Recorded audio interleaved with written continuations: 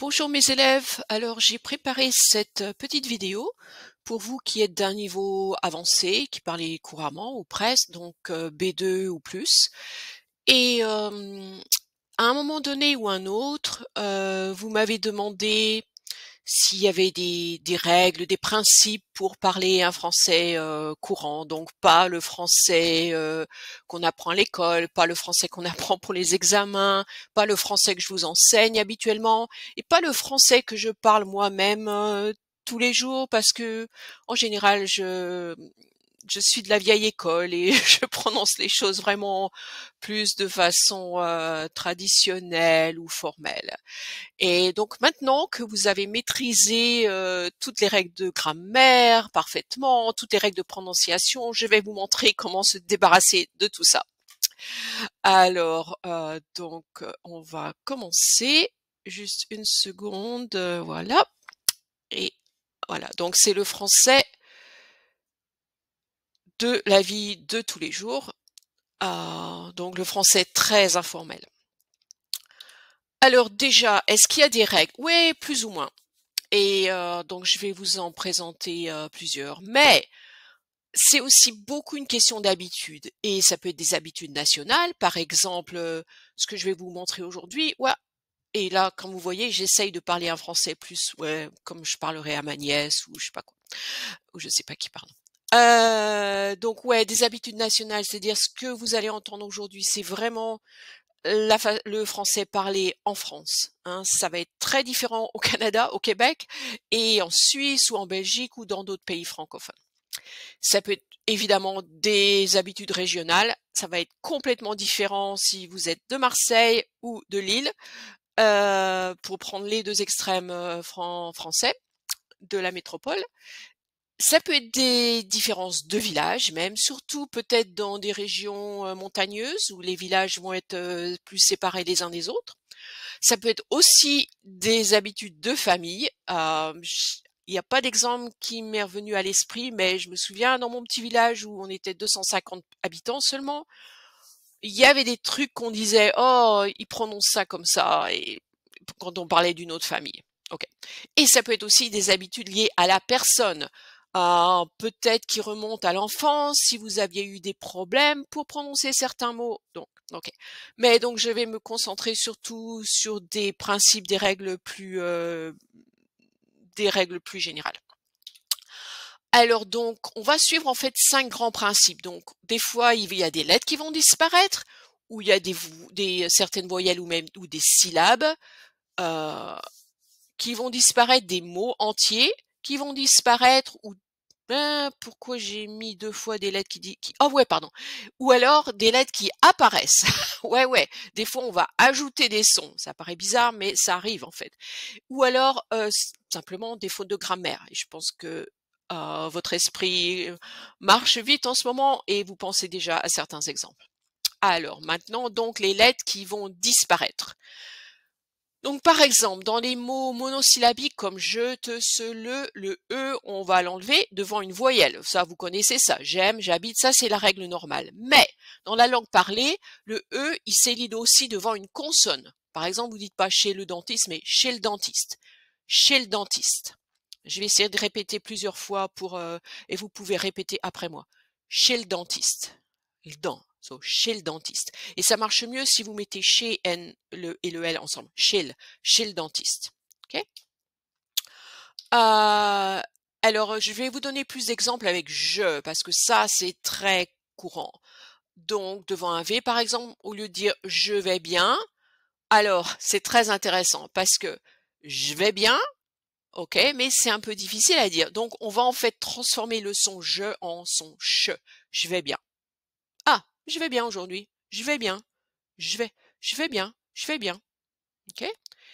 Et devant la lettre, devant le son que, je crois que c'est lui. Je crois que c'est lui. Ça va être beaucoup plus facile à dire. Je crois que c'est lui. Je crois que. Et même chose, le que de que, mettez-le avec le crois. Donc je crois que c'est lui. Je crois que c'est lui. Hein, c'est plus facile au lieu de dire je crois que c'est lui. Donc je crois que c'est lui. Je crois que c'est lui. Je crois que c'est lui. Je crois que c'est lui. Devant la lettre F, je fais rien ce soir. Je fais rien ce soir, c'est plus difficile, donc le son je devient ch. Je fais rien ce soir. Et aussi, notez bien comment je prononce soir. Je prononce pas soir, mais soir. C'est comme s'il y avait deux sons. C'est je fais rien ce soir. J'insiste un peu plus. C'est pas je fais rien soir, je fais rien soir. Donc il y a un soir pour doubler un peu le son s. Donc c'est un long son s. Je fais rien ce soir. Je fais rien ce soir. Je fais rien ce soir. Hein, très léger. Oh, je fais rien ce soir. Je fais rien ce soir. Non, je fais rien ce soir. Je fais rien ce soir. Ok? Donc une très légère élongation du son se.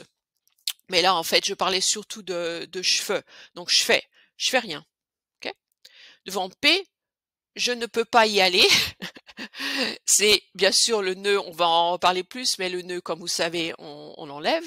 Donc, je peux pas y aller. Même chose, j'ai oublié d'ajouter, ça aurait pu être je peux pas, mais c'est beaucoup plus facile de prononcer che devant P que je. Donc, je peux pas. Je peux pas y aller. Et y aller, hein, vous prononcez vraiment comme si c'était vraiment un seul mot. Ya. Je peux pas y aller. Okay. Devant la lettre S, définitivement, je suis perdu, je ne sais pas où je suis. Vous êtes un touriste, vous voulez demander votre chemin. Je suis perdu, je ne sais pas où je suis. Peut-être si vous voulez vraiment jouer au touriste, vous devez vraiment prononcer comme ça. Mais si vous voulez être un peu plus français, je sais pas où je suis. Donc, oh, et j'aurais pu aussi mettre je suis perdu, pardon, j'ai oublié, je suis perdu. Ah, désolé, je suis. Donc c'est vraiment le son suis, le son ch. Parce que non, je suis perdu, je sais pas où je suis. Oh, bah, il y a le je suis, il est à la fin, ok, je l'ai mis. Donc c'est même chose, c'est pas je sais pas, c'est je sais pas. Donc donc ce n'est pas je sais pas, mais je sais pas. Donc un long ch, comme on a vu avant un long se. Je sais pas où je suis. Je sais pas où je suis. Ok? Je sais pas. Tu sais ça? Non, je sais pas. Donc c'est pas je sais pas, c'est je sais pas. Je sais pas où je suis. Non, je sais pas où je suis. Ok? Je sais pas où je suis. Je sais pas. Non, je sais pas où je suis. Ok? Et avec le T, je te le donne tout de suite. Je te le donne. Donc ça va devenir donc même chose. Je te avec le son je, c'est très dur. Donc ça devient un che tout simplement. Je te le donne. Je te le donne tout de suite. Alors ici on va prononcer le te, je te, parce que je te le donne, c'est trop difficile. Donc en fait c'est beaucoup. Qu'est-ce qui est le plus facile à dire en fait? Beaucoup ça. Donc je te le donne tout de suite. Je te le donne. Je te le donne. Et en fait, même chose, le L, s'il prononce avec le te, c'est plus facile. Je te le donne tout de suite. Et même chose. C'est pas de suite, c'est tout de. Quand vous enlevez le E, en fait, la consonne, elle va plutôt se prononcer avec la syllabe d'avant. Donc, je te le donne tout de suite. Okay? Je te le donne tout de suite. Je te le donne tout de suite. Okay?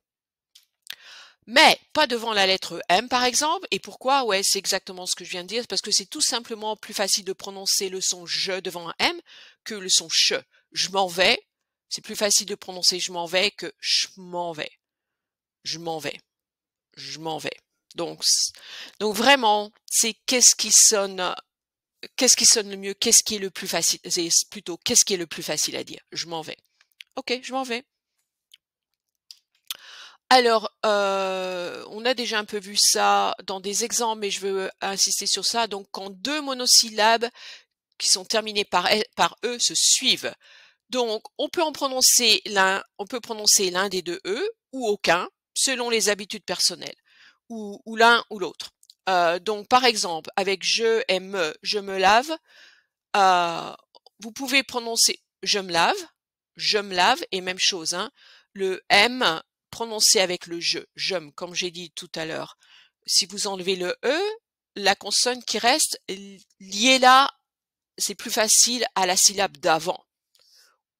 Donc c'est pas me lave, c'est je me lave, je me lave, ou alors je me lave.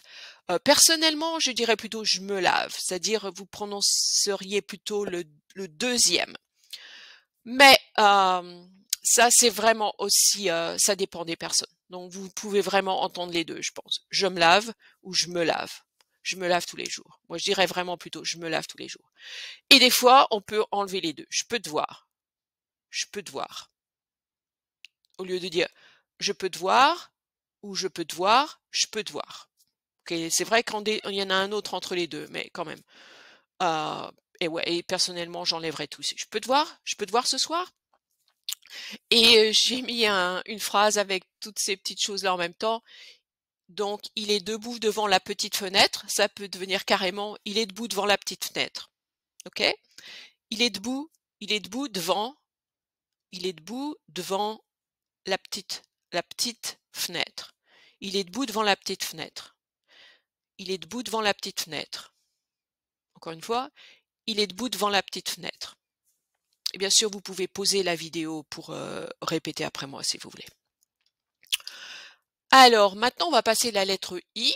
En bonne grammaire, n'est-ce pas? Si vous vous souvenez bien, qui n'est jamais abrégé. Hein? On n'abrège que en Q apostrophe, mais jamais qui, pour faire la différence entre le pronom relatif sujet qui et le pronom relatif objet que. Mais dans le français parlé de la vie de tous les jours, on peut faire ça. C'est lui qui a dit ça. Ouais, c'est lui qui a dit ça. C'est lui qui a dit ça. Okay.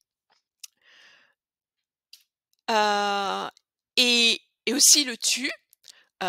Aussi, j'ai insisté surtout la première année de français que c'est surtout la lettre E qui va s'élider et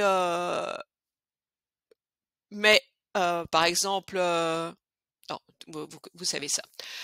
Mais on peut aussi élider la lettre U dans le français parlé. Donc le tu as dit quoi?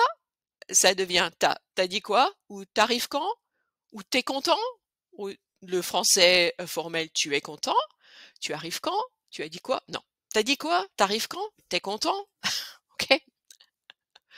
Mais ok, si vous êtes encore en train de passer des examens, si vous passez le niveau B2 ou C1, je pense que la plupart du temps c'est peut-être mieux de utiliser le français vraiment formel, ou alors vous pouvez quand vous avez l'entretien avec la personne, vous pouvez peut-être demander à votre correcteur ou intervieweur si vous pouvez utiliser le français de tous les jours.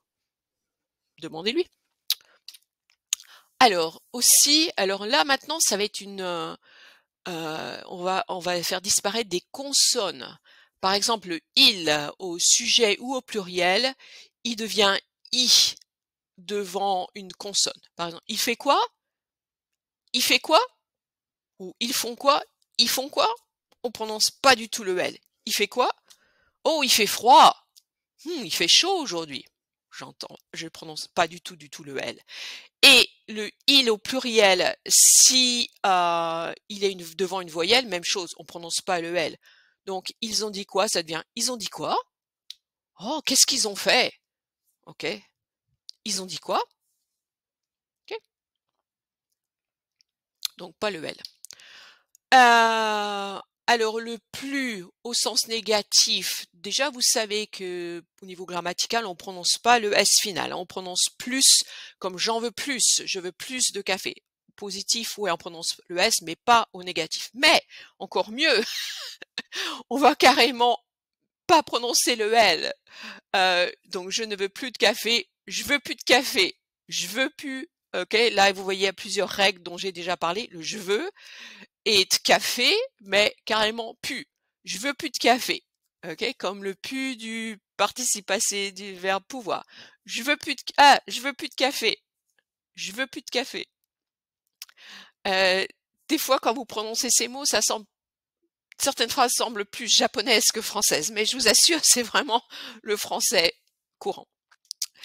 Alors maintenant, on va avoir des syllabes même qui disparaissent. Donc, parce que quand vous enlevez une voyelle, des fois, c'est toute une syllabe qui va disparaître. Par exemple, dans les mots terminés par re ou le, on peut supprimer le L ou le R pour ne pas avoir besoin de prononcer le E après. Par exemple, notre cadeau, bon, si on prononce pas, c'est vrai qu'en français formel, vous allez dire notre cadeau. Vous allez prononcer en fait le E parce que c'est plus facile avec ce qui suit, notre cadeau. Mais si vous voulez pas prononcer le E, notre cadeau, ça c'est difficile à dire, donc on va carrément enlever le R aussi, notre cadeau. Ah, c'est notre cadeau est arrivé, notre cadeau. Très clair aussi dans peut-être, peut-être qu'il va venir, hein, au lieu de qui, peut-être qu'il va venir, peut-être qu'il va venir aujourd'hui, peut-être. Notre cadeau, oh, peut-être qu'il va arriver aujourd'hui, peut-être qu'il va venir, ok, peut-être. Et aussi très très courant dans quelque chose, ok, c'est pas japonais, c'est pas turc, c'est vraiment français, quelque chose. Il y a quelque chose qui va pas aujourd'hui, quelque chose. Donc encore pour éviter de prononcer, donc on prononce pas le L, quel, et pour éviter de prononcer quelque chose, donc quelque chose. Okay. Et le E, il n'est pas prononcé dans aussi celui ou je suis, et donc la consonne suivante, elle va s'effacer aussi. Par exemple, le train, je prendrai celui de midi. Donc ça va devenir je prendrai celui de midi. Ok, donc suis.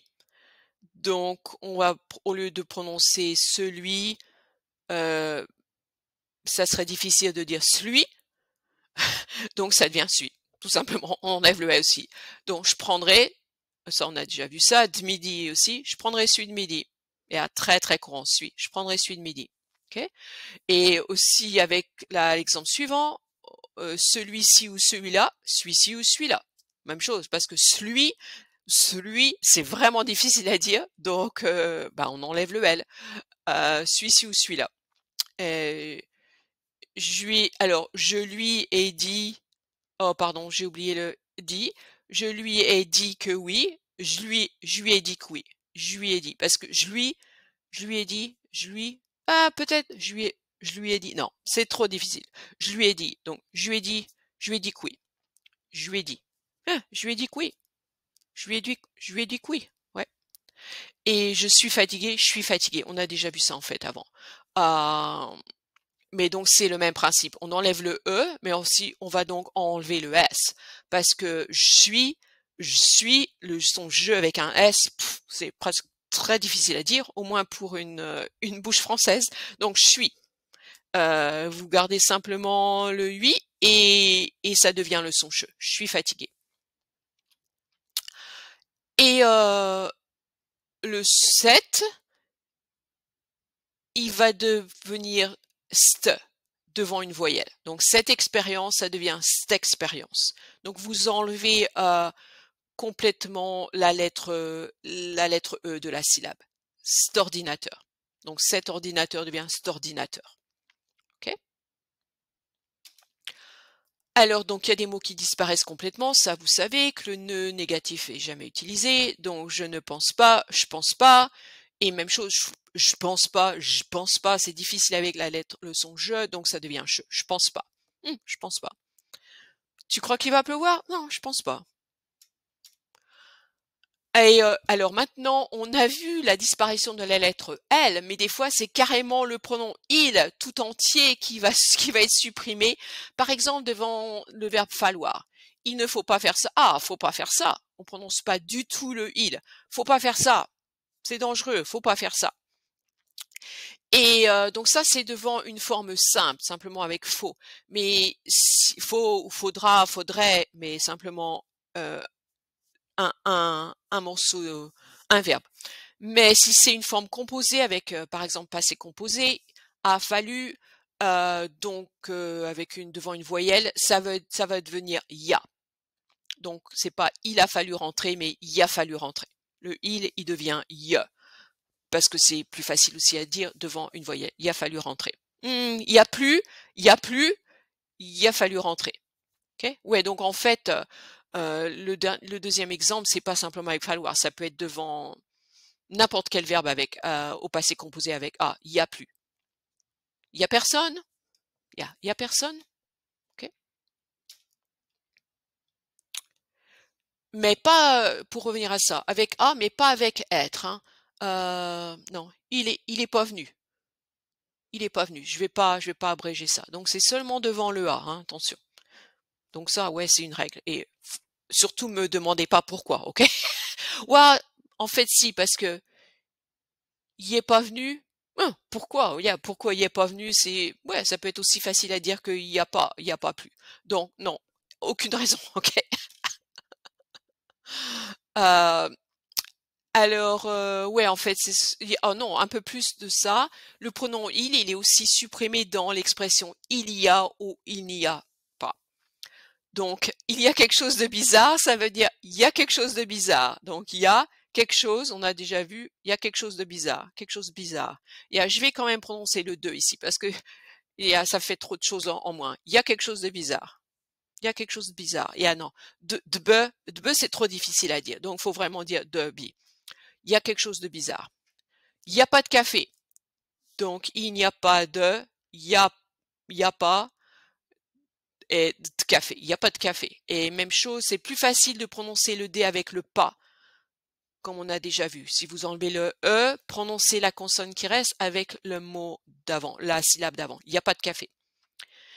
Qu'est-ce qu'il y a? Pour expression très très courante pour dire what's going on. Qu'est-ce qu'il y a? Qu'est-ce qu'il y a? Qu'est-ce qu'il y a? Donc ce qui se passe ici, ouais, donc on enlève le son E de qu'est-ce, donc qu'est-ce.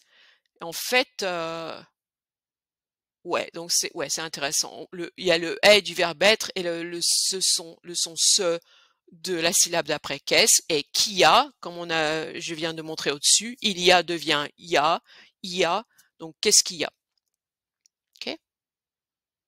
Non, pardon, il y a il y a trois choses qui se passent ici. Il y a qu'est-ce et il y a, donc il y a devient il y a, mais qu'il devient simplement le. C'est intéressant parce que le il ici, on va simplement prononcer le i. Donc qu'est-ce qui et puis il y a. Qu'est-ce qu'il y a? Ok? Qu'est-ce qu'il y a? Alors, donc ouais, en fait, c'est une petite explication de la page d'avant. Donc la conjonction que est supprimée dans qu'est-ce que. Donc, oh non, c'est un peu différent. Je suis désolée. Donc, dans qu'est-ce que, devant une consonne, on va carrément enlever que. Qu'est-ce que tu veux dire? Au lieu de qu'est-ce que tu veux dire? Ok? Et la page d'avant, ah ouais, parce que ici, c'était pas avec que, c'était avec qui. Donc ouais, enlever carrément le que. Qu'est-ce que tu veux dire? Qu'est-ce que tu veux dire? Ok? Qu'est-ce? Et bien sûr, s'il te plaît devient s'il te plaît.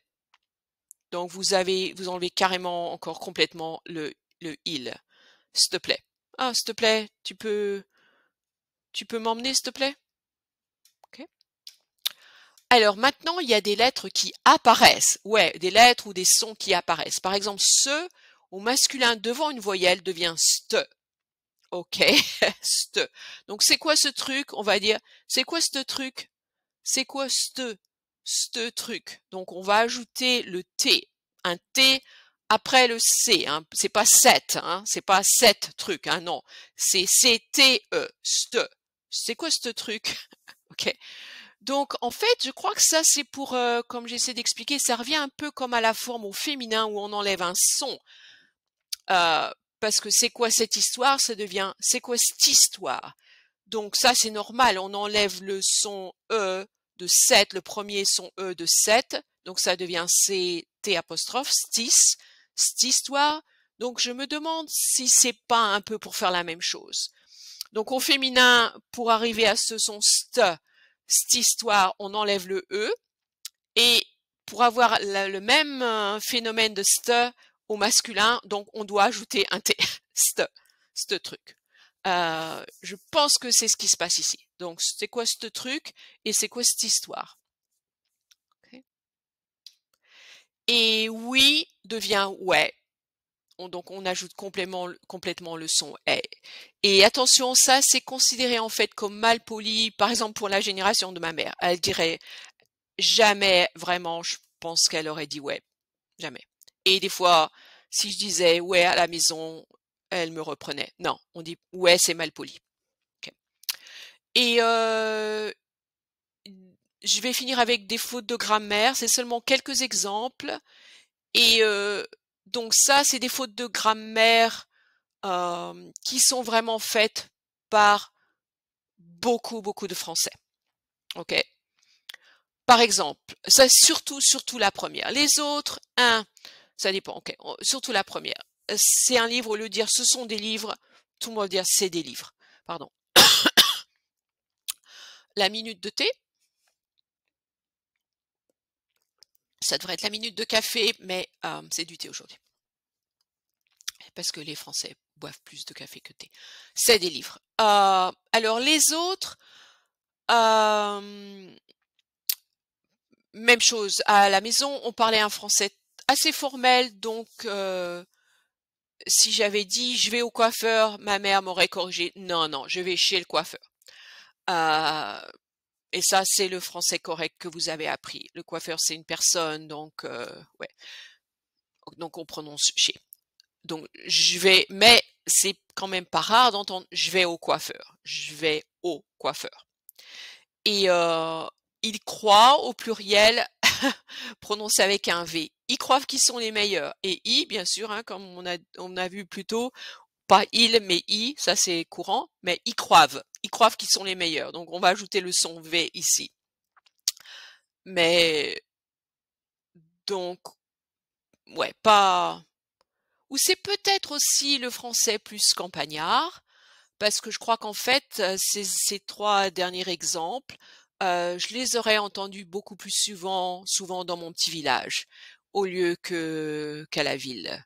Ah ouais, en fait, quand j'ai parlé des différences au début, de régions, etc., j'aurais aussi pu faire la différence entre village et ville. Ok? Et je rappelle, quand je dis village, je pense à vraiment des endroits très petits, comme quand j'étais enfant, mon village, il y avait 250 habitants. Ok, maintenant il est plus grand, mais donc ça sera intéressant de voir maintenant.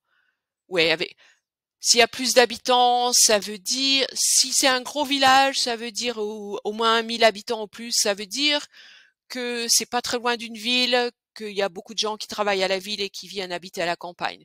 Donc, il y a plus de chances qu'ils vont parler un français peut-être un peu plus formel. Ok. Et le dernier exemple, le copain de mon frère, donc le de mon frère, hein, vous apprenez ça la première année, les premiers cours de français, euh, pour la possession ou le complément du nom. Et ouais, c'est pas rare d'entendre le copain à mon frère. Mais donc c'est très mauvais. Mais donc je rappelle la première phrase, ouais, c'est des livres, ça, tout le monde va dire ça. Mais les trois exemples suivants, je pense que c'est plutôt un français un peu peut-être campagnard. Ok, et je crois que c'est la fin de notre présentation. J'espère que vous avez bien aimé. Et si vous avez des questions, n'hésitez pas à m'en parler pendant la prochaine leçon. Ok, alors à plus tard mes élèves, à plus.